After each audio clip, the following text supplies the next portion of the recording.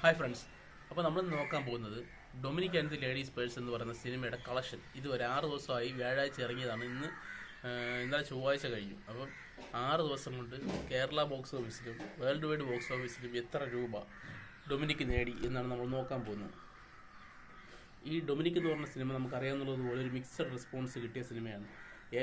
ഏറ്റവും വലിയ ഹൈപ്പും കിട്ടിയിട്ടില്ല, എന്നാൽ ഏറ്റവും താഴ്ന്ന ഒരു ലെവലിലും എത്താത്തൊരു സിനിമയാണ് Dominic and the ladies purse എന്ന് പറയുന്നത്. എന്ന് വെച്ചാൽ നമ്മുടെ മമ്മൂട്ടിയുടെ ബാക്കിയുള്ള സിനിമയ്ക്ക് മമ്മൂട്ടി കമ്പനിയിൽ കിട്ടിയ ബാക്കിയുള്ള സിനിമയ്ക്ക് കിട്ടിയ റെസ്പോൺസ് ഒന്നും ഈ സിനിമയ്ക്ക് കിട്ടാത്ത സിനിമയാണ്. എന്നിട്ട് പോലും ഈ സിനിമയുടെ കളക്ഷൻ എത്ര ഉണ്ടെന്ന് നമുക്ക് നോക്കുമ്പോൾ കാണാൻ സാധിക്കുന്നത് എന്താണെന്ന് വെച്ചാൽ കേരള ബോക്സ് ഓഫീസിൽ 6 ദിവസം കൊണ്ട് ഒരു 7.25 കോടി രൂപയ്ക്ക് മുകളിൽ, അതായത് 8 കോടിക്ക് അടുപ്പിച്ച് 7.25 കോടി 8 കോടിക്ക് അടുപ്പിച്ച് കേരള ബോക്സ് ഓഫീസിൽ നിന്ന് കളക്ഷൻ നേടാൻ സാധിച്ചിട്ടുണ്ട്. അത് 6 ദിവസം കൊണ്ട് 8 കോടി എന്ന് പറയുമ്പോൾ നിങ്ങൾ അത്രയേ ഉള്ളൂ എന്ന് വിചാരിക്കേണ്ട.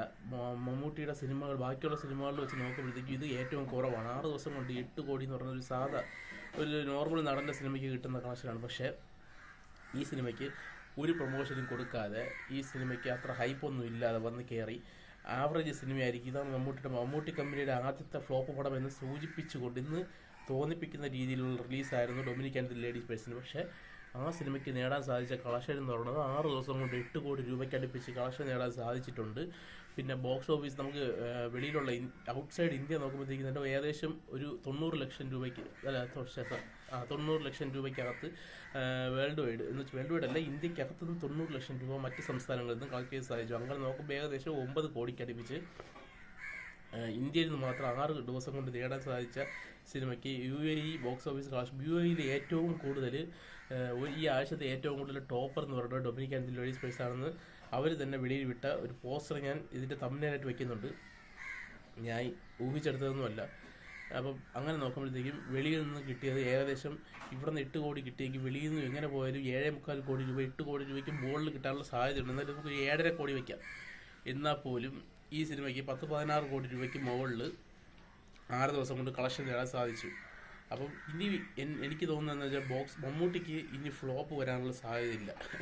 ഇത്രയും ഹൈപ്പ് ഇല്ലാതെ, ഇത്രയും പ്രൊമോഷൻ ഇല്ലാതെ ഒരു സിനിമ ഇറക്കിയിട്ട് പോലും ഈ 10-16 കോടി രൂപയ്ക്ക് മുകളിൽ അല്ലെങ്കിൽ 17 കോടിക്ക് അടുപ്പിച്ച് കളക്ഷൻ നേടാൻ സാധിച്ച ഒരു സിനിമ.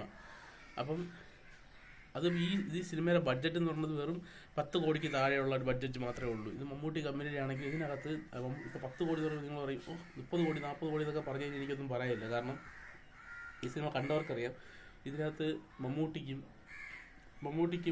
പിന്നെ സുരേഷ് ഗോപിയുടെ മോനൊരു ചിലവ് ഒരു 10-30 ലക്ഷം രൂപ 40 ലക്ഷം രൂപ 30 ലക്ഷം രൂപയൊക്കെ റെമ്യൂണറേഷൻ കൊടുത്ത് കാണും എന്ന് വയ്ക്കാം. മമ്മൂട്ടിക്കും കിട്ടിക്കാണും ഒരു 5-6 കോടി രൂപ. അങ്ങനെ നോക്കിയാൽ പോലും ഈ സിനിമയ്ക്കകത്ത് വേറെ പിന്നെ സംവിധായകന് മാത്രമല്ലാതെ വേറൊരാളും ഇതിനകത്ത് വലിയൊരാളെന്ന് പറയാനുള്ളതില്ല. അവർക്കൊന്നും വലിയ സാലറി കൊടുക്കേണ്ട ആവശ്യമില്ല. പിന്നെ ഇത് വിദേശ രാജ്യങ്ങളിലൊന്നും അല്ല ഇതിൻ്റെ ലൊക്കേഷനും ഒന്നും വന്നിരിക്കുന്നത്. ഇതൊരു 10-35 ദിവസം 36 ദിവസം 40 ദിവസത്തിനകത്ത് തീർത്ത സിനിമയാണ്. അപ്പോൾ ഈ സിനിമയ്ക്ക് എത്ര രൂപ ബഡ്ജറ്റ് വന്നിട്ടുണ്ടായിരിക്കുമെന്ന് സാമാന്യ ബോധമുള്ളവർക്ക് പറഞ്ഞ് മനസ്സിലാക്കേണ്ട ആവശ്യമില്ല. അപ്പോൾ 9 കോടി രൂപ ബഡ്ജറ്റ് വന്നെങ്കിൽ ഒരു 18-19 കോടി രൂപ ഉണ്ടെങ്കിൽ ബോക്സ് ഓഫീസിൽ എന്ന് വെച്ചാൽ നമ്മുടെ ബോക്സ് ഓഫീസ് തിയേറ്റർ കളക്ഷൻ വെച്ചിട്ട് പ്രോഫിറ്റ് നേടാൻ സാധിക്കും. അതെന്തായാലും ഉറപ്പായിട്ടും Dominic and the ladies purse നേടുമെന്ന് നമുക്ക് ഉറപ്പിച്ച് പറയാം. അപ്പോൾ അങ്ങനെ നോക്കുമ്പോൾ മമ്മൂട്ടി കമ്പനിയുടെ ഒരു സിനിമ ഇതുവരെ ഫ്ലോപ്പായിട്ടില്ല.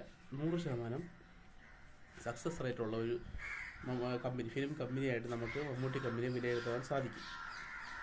അപ്പോൾ പിന്നെ ഇതിനകത്ത് പറയാനുള്ളത് എന്താണെന്ന് വെച്ച് കഴിഞ്ഞാൽ, മോഹൻലാൽ ഫാൻസ് അവർ കമൻറ്റ് ഇടുമ്പോഴത്തേക്കും സൂക്ഷിച്ച് കമൻറ്റ് ഇടണം. കമൻറ്റ് ഞാൻ ഒരിക്കലും മോഹൻലാലിൻ്റെ വീട്ടിലുള്ളവരെയോ അല്ലെങ്കിൽ ആരുടെയും വീട്ടിലുള്ളവരെയോ ഞാൻ കമൻറ്റ് ഇട്ടിട്ടില്ല. അല്ലെങ്കിൽ തന്നെ മോഹൻലാൽ എന്ന് പറഞ്ഞ നടനെ ഒരിക്കലും കളിയാക്കാൻ സാധിക്കുന്ന ഒരാളല്ല ഞാൻ. എന്ന് വെച്ചാൽ മോഹൻലാൽ എന്ന് പറഞ്ഞ നടനിലെ വൈഭവ്യം നമുക്ക് എല്ലാവർക്കും തിരിച്ചറിഞ്ഞ കാര്യമാണ്. അത്രയും വർഷം കൊണ്ട് മോഹൻലാൽ അഭിനയിച്ച് കൂട്ടിയ സിനിമകളെടുത്ത് നോക്കുമ്പോഴത്തേക്കും മോഹൻലാലിനെ കളിയാക്കേണ്ട ആവശ്യമില്ല. പക്ഷേ നമ്മൾ കളിയാക്കുന്നത് എന്താണെന്ന് വെച്ച് കഴിഞ്ഞാൽ, അല്ലെങ്കിൽ കളിയാക്കുന്നതല്ല, മോഹൻലാലിൻ്റെ ഫാക്ട്സ് നമ്മൾ പറയുന്നത് എന്താണെന്ന് വെച്ചാൽ, ഫാക്ട്സ് നോക്കുമ്പോഴത്തേക്കും അത് നിങ്ങൾക്ക് കളിയാക്കുന്നതായിട്ട് തോന്നുള്ളൂ. ഈ ഒരു 5-6 വർഷത്തെ മോഹൻലാലിൻ്റെ തിയേറ്റർ കളക്ഷനും മോഹൻലാലിൻ്റെ ബോക്സ് ഓഫീസ് പവറും ചെക്ക് ചെയ്യുമ്പോഴത്തേക്കും അതിന് നോർമലായിട്ട് പറയുമ്പോൾ പോലും അത് നിങ്ങൾക്ക് മോഹൻലാലിനെ കളിയാക്കുന്നതായിട്ട് നിങ്ങൾക്ക് തോന്നുമെങ്കിൽ എനിക്ക് കൂടുതലൊന്നും പറയാനില്ല. പക്ഷേ അവരുടെ സ്വഭാവം എന്ന് പറഞ്ഞാൽ, നിങ്ങൾക്ക് കമൻറ്റ് ബോക്സിൽ ഞാൻ കുറേ കമൻറ്റ് ഡിലീറ്റ് ആക്കിയിട്ടുണ്ട്. ഇവർ വീട്ടിൽ ഇരിക്കുന്നവരെയൊക്കെയാണ് വിളിച്ച് അങ്ങനത്തെ ഇവർ പറഞ്ഞതെന്ന് വെച്ച് കഴിഞ്ഞാൽ, ഇങ്ങനെ സംസാരിക്കുന്നവർ മോഹൻലാൽ ഫാൻ